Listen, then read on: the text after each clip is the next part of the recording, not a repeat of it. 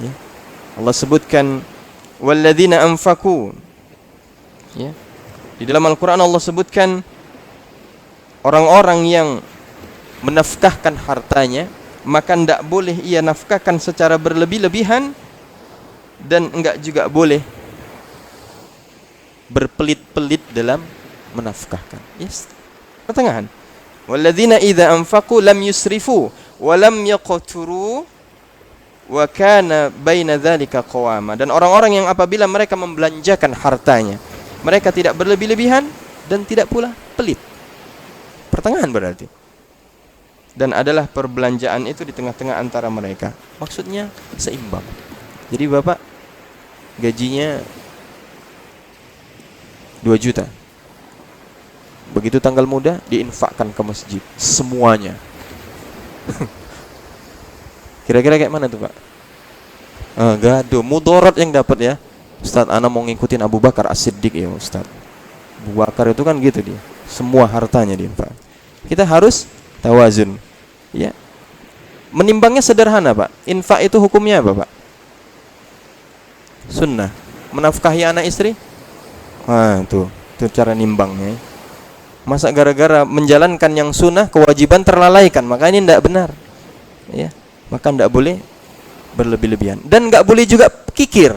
Kasih uang belanja zaman sekarang 1 hari 5.000. Dapat apa Bu? Masya Allah. Ibu lah yang sering ke pajak ya. Maka nggak boleh juga kikir. Ya pertengah-tengahan. Ya. Atau ngasih belanja 1 hari 3.000. Nggak bisa dapat apa-apa ini.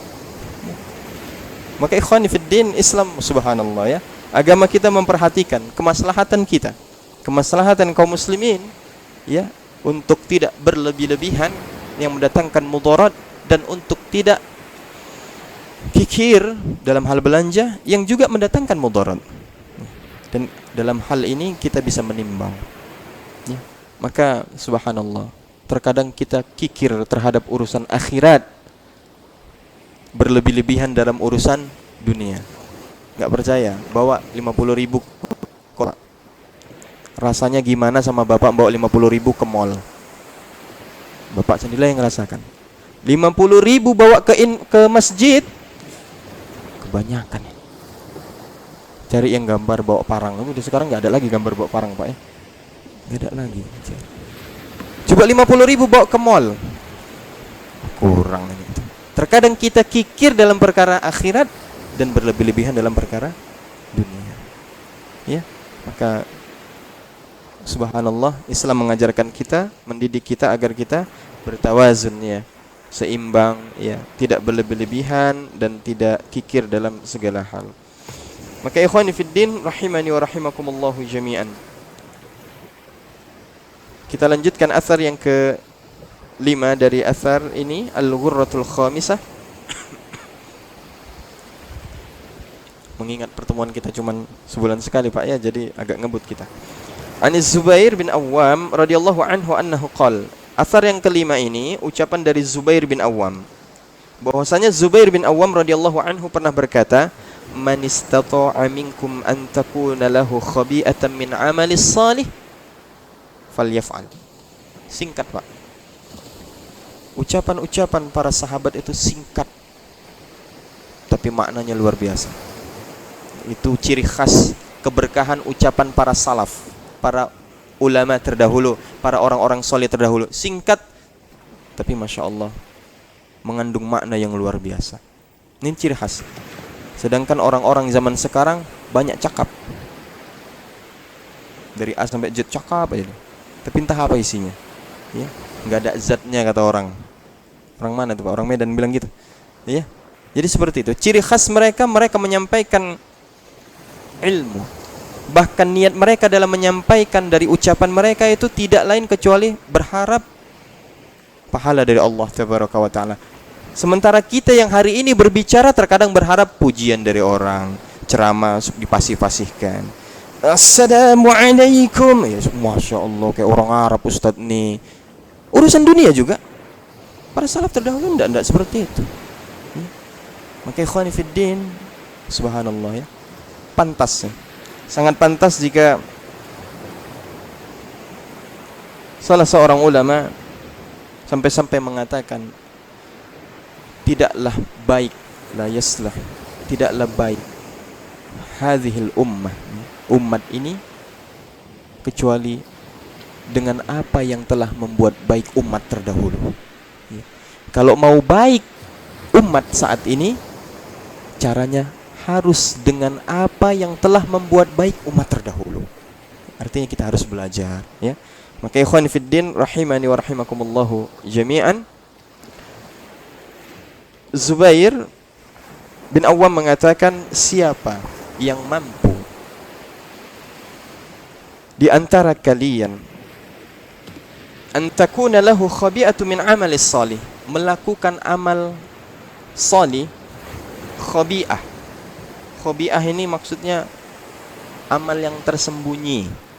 Siapa di antara kalian yang mampu melakukan amal tersembunyi, hanya dia aja yang tahu, falyaf'al, kata Zubair, lakukanlah. Ya. Kalau ibu bapak mampu melakukan suatu amal salih yang hanya ibu aja yang tahu sama Allah, suami pun nggak tahu, istri pun nggak tahu, anak pun nggak tahu, falyaf'al, lakukanlah, kata Zubair bin Awam. Ya. Maka ikhwan fiddin, di saat ini banyak orang yang tatkala beramal dia nampakkan amalnya, ya, karena menyembunyikan amal merupakan cara untuk menjaga keikhlasan seorang dalam beramal. Kalau ibu punya amal sholih banyak, ini amalan-amalan ibu, bisa jadi suami nggak tahu. Bahkan dalam sebuah riwayat disebutkan ada seseorang yang istrinya pun nggak tahu kalau suaminya puasa. Dia bangun, dia sahur, istrinya nggak tahu. Dibekali, dia bawa bekalnya, seakan-akan nggak berpuasa. Di perjalanan bekalnya dikasih sama orang yang membutuhkan, dan pulang dia dari bekerja di waktu maghrib buka puasa, istrinya pun nggak tahu sampai akhir hayatnya ternyata suaminya rajin berpuasa. Subhanallah, dia jaga keikhlasannya, ya, karena menjaga keikhlasan dalam beramal itu sulit, Pak, sulit, ya, sangat sulit menjaga keikhlasan dalam beramal. Karenanya Zubair bin Awam memerintahkan, mengajarkan kepada kita, kalau mampu ada dari kehidupan kita ini amal yang hanya kita aja yang tahu, bisa jadi, ya terserah, bisa jadi ibu bangun tidur, ya, doa tidur barangkali, atau zikir pagi yang nggak ada orang yang tahu. Terkadang kan kita sulit, tadi malam kok ngantuk, iya ngantuk nih, kayak mana 12 rakaat tadi malam tahajudnya, woi hebat, iya. Saya sih nggak sombong, tapi memang capek ya, namanya udah tua. Kayak mana nggak sombong, tapi diceritakan kan gitu. Iya, kepiye gitu.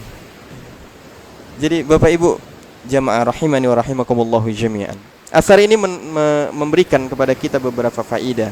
Ya, faidah yang pertama, anjuran agar kita menyembunyikan amal kita.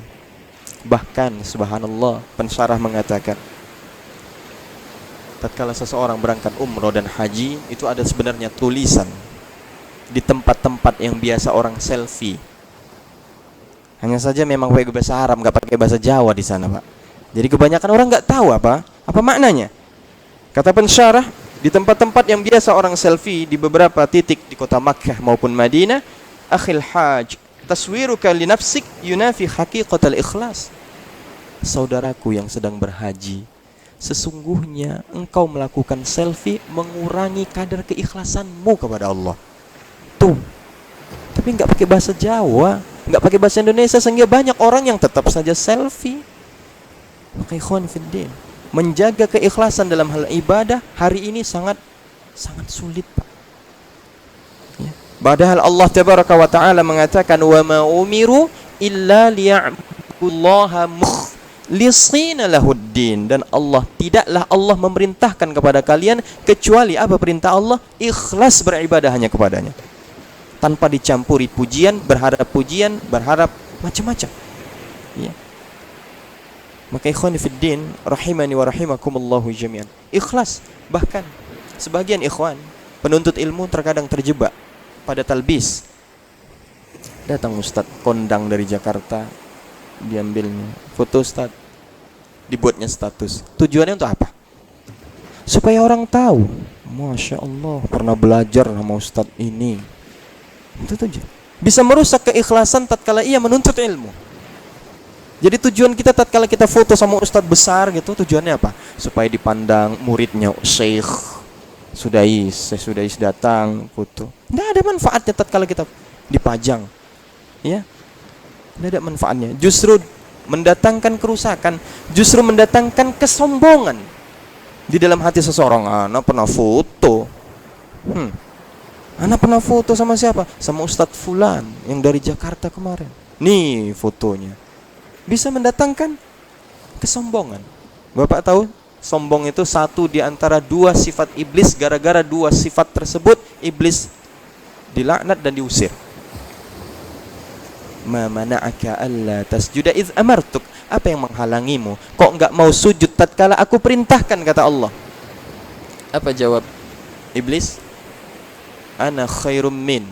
Aku lebih baik daripada Adam. Sombong tuh berarti kan, Bu? Sombong. Berarti sombong sifat iblis. Khalaqatani, bukan hanya sombong. Khalaqatani min nar wa khalaqatahu min tin. Engkau ciptakan aku dari api, sementara Adam engkau ciptakan dari tanah. Kalau bahasa Jawanya, ngenyek. Ibu tahu ngenyek? Orang Medan tahu nggak ngenyek? Apa bahasa Indonesia? Merendahkan. Bukan hanya sombong, merasa diri lebih baik, ana khairum min, kata iblis, tapi dia ngenyek Nabi Adam karena Nabi Adam terbuat dari tanah. Dua sifat ini yang menyebabkan iblis laknatullah alaih diusir dari surga, dikeluarkan. Ya. Siapa yang punya sifat ini? Kalau dulu kita pernah dengar ceramah waktu masa kecil saya dulu, Pak Ustadz Zainuddin MZ rahimahullahu ta'ala, beliau pernah berkata, Nabi Adam diusir dari surga, satu dosanya, awak banyak dosa, pengen masuk surga. Betul juga kadang, Pak, subhanallah. Diusir Nabi Adam karena satu kesalahannya. Awak banyak dosa, ya Allah, Firdaus pula itu harapannya, Masya Allah. Tapi memang demikian, Allah tabaraka wa ta'ala Ar-Rahman, Ar-Rahim, Al-Ghafur. Yang kita tidak boleh berputus asa, kita berharap kepada Allah harapan yang luar biasa. Ya, pahala yang besar. Kita beribadah berharap kepada Allah masuk surga. Kita beribadah berharap kepada Allah diampuni dosa kita, diberikan pahala. Harapan ini merupakan filar-filar dalam melaksanakan ibadah. Syekh Shalih Al-Fauzan mengatakan, hafizahullah ta'ala, dalam kitab Tauhid, beliau katakan filar ibadah itu ada 3. Ada al-hubb, cinta. Ada al-khawf, takut. Ada ar-raja, berharap. Ini wajib ada dalam setiap melakukan ibadah. Jadi tidak benar jika ada pemahaman tertentu yang mengatakan, ini pemahaman-pemahaman yang menyimpang mengatakan kalau beribadah itu jangan berharap pahala. Beribadah itu nggak mesti berharap masuk surga. Mau masuk surga atau mau masuk neraka, yang penting jumpa sama Allah, udah bersyukur aja. Itu pemahaman yang menyimpang, Pak. Kita diperintahkan beribadah berharap pahala dari Allah. Ahlus sunnah wal jamaah berkeyakinan, akidah yang tetap bahwasanya beribadah berharap pahala dari Allah. Merasa takut dengan pilar ini. Dia cinta dalam melaksanakan ibadah itu butuh. Dia khauf, takut akan azab Allah, dan dia roja, berharap kepada Allah diampunkan dosanya, berharap dimasukkan ke dalam surga. Jadi orang yang mengatakan enggak penting masuk surga masuk neraka, yang penting jumpa sama Allah, maka kita katakan bahwa kalau antum masuk neraka, antum enggak akan pernah jumpa Allah. Antum jumpa Fir'aun CS, apalagi Abu Jahal, Abu Lahab, dan antum akan jumpa syaitan. Antum enggak akan jumpa Allah di sana. Berapa menit lagi nih? Mana tahu ada dispensasi. Berapa, Pak? 5 ya. Sedep juga ya. Tambahan waktu, Pak. Ini kan pemain sepak bola aja tambahan waktu. Ya. Kalau antum masuk ke dalam neraka, antum enggak akan jumpa sama Allah. Antum akan jumpa Fir'aun, Abu Lahab, Abu Jahal, bahkan antum jumpa iblis. Pernah kita sampaikan khotib Jumat di sini kan. Orang-orang yang pertama kali masuk ke dalam neraka, melihat bagaimana dahsyatnya gejolak api neraka, maka di saat itu Allah tabaraka wa ta'ala mempersilahkan iblis untuk berkhutbah. Sedep, Pak. Iblis punya jadwal khotib. Kalah Bapak. Jadwal khotib di neraka. Betulan ini loh Bu. Bu pikir ecek-ecek saya. Imam Hasan Al-Basri rahimahullahu taala mengatakan, "Idza kana yaumul qiyamah, qama iblis khatiban ala mimbari min nar." Imam Hasan Al-Basri katakan, apabila telah terjadi hari kiamat, qama iblis pun berdiri. Atas izin Allah dia berdiri khatib, khutbah. Ala mimbar, di atas mimbar min nar, yang terbuat dari neraka api. Jelas ya? Ada jadwal khatib. Ada yang mau? Gantikan iblis barangkali kan? Lumayan loh. Nas'alullah salamul afiyah. Al-Hafidz Ibnu Katsir rahimahullahu taala katakan, yukhbiru ta'ala amma khataba bihi iblis atba'ahu. Allah mengkhabarkan tentang iblis yang dia berkhutbah di hadapan pengikutnya. Kalau antum masuk neraka, antum enggak jumpa sama Allah. Antum jumpa sama iblis, bahkan antum akan mendengarkan khutbah iblis. Bahkan khutbah iblis diabadikan oleh Allah Tabaraka wa taala di dalam Al-Qur'an. Jadwalnya dikasih tahu sama Allah, materi khutbahnya dikasih tahu sama Allah, bagaimana ciri-ciri mad'unya, jamaahnya nangis pun Allah kasih tahu dalam Al-Qur'an. Kita lanjutkan aja tahun depan, Ibu. Udah habis waktunya nih. Iya. Bisa-bisa nanti dibaca-baca ya di Quran surah Ibrahim ayat 22-23. Itu teks materi khutbah iblis yang Allah abadikan. Kata Imam Al-Hafidz Ibnu Katsir rahimahullahu taala, ba'dama qadallahu baina ibadi, setelah Allah menghisab para hambanya, ya, fa adkhalal mu'mininal jannat wa askanal kafirin ad-darakat, setelah Allah memisahkan orang-orang beriman masuk ke dalam surga, orang-orang kafir masuk ke dalam neraka, sudah terpisah, maka orang-orang kafir, orang-orang yang bermaksiat kepada Allah, pelaku dosa besar, pelaku maksiat kepada Allah, durhaka kepada Allah, masuk ke dalam neraka. Dan pertama kali mereka melihat neraka, faqama fihim iblis laknatullah alaihi hina idzin khatiban, maka iblis pun berdiri ketika itu dan dia dikasih kesempatan oleh Allah khutbah. Bagaimana keadaan? Kata Imam Al-Hafidz Ibnu Katsir mengatakan, liyazidahum huznan ila huznihim wa ghabanan ila ghabanihim wa hasratan ila hasratihim. Isi khutbah iblis, mereka-mereka yang mendengar akan bertambah sedih di atas kesedihan. Sedih, Pak. Apalagi penyesalan di atas penyesalan, kerugian di atas kerugian. Nyesel. Kalau sekarang ada orang yang menangis mendengarkan ceramah, wajar. Karena musiknya sedih. Musiknya sedih. Nangis dia. Kenapa sedih? Kok nangis? Terharu. Kan terharu karena disentuh musik. Imamnya panjang. Nangis. Kenapa nangis? Banyak yang nangis. Ada gitu, Pak. Ya, dia ikut nangis kan itu, sedih, terbawa kan. Ya. Tahu maknanya? Ya enggak juga. Bahkan tatkala dibacakan ayat-ayat tentang waris, dia nangis. Kenapa? Anak enggak kebagian. Ada yang kayak gitu, Pak. Enggak kebagian harta waris, dia sedih. Ya. Maka ikhwani fiddin rahimani wa rahimakumullahu jami'an. Udahlah ya, Pak ya. Saya ingin lama-lama nih, Pak. Kita cukupkan lah ya. Ya, mungkin ini aja yang dapat kita sampaikan. Insyaallah taala pada pertemuan berikutnya kita akan lanjutkan asar yang ke-6, asar yang bersumber dari Thalhah bin Ubaidillah. Apa yang dikatakan oleh Thalhah? Aqallu li'aibil mar'i ay yajlisa fi darihi. Beliau katakan, orang yang paling sedikit aibnya adalah orang yang berdiam diri di rumah. Besok Bapak jangan kerja di rumah aja. Ya, apakah seperti itu? Insyaallah bulan depan akan kita lanjutkan. Subhanakallahumma wa bihamdika asyhadu an la ilaha illa anta astaghfiruka wa atubu ilaik. Assalamualaikum warahmatullahi wabarakatuh.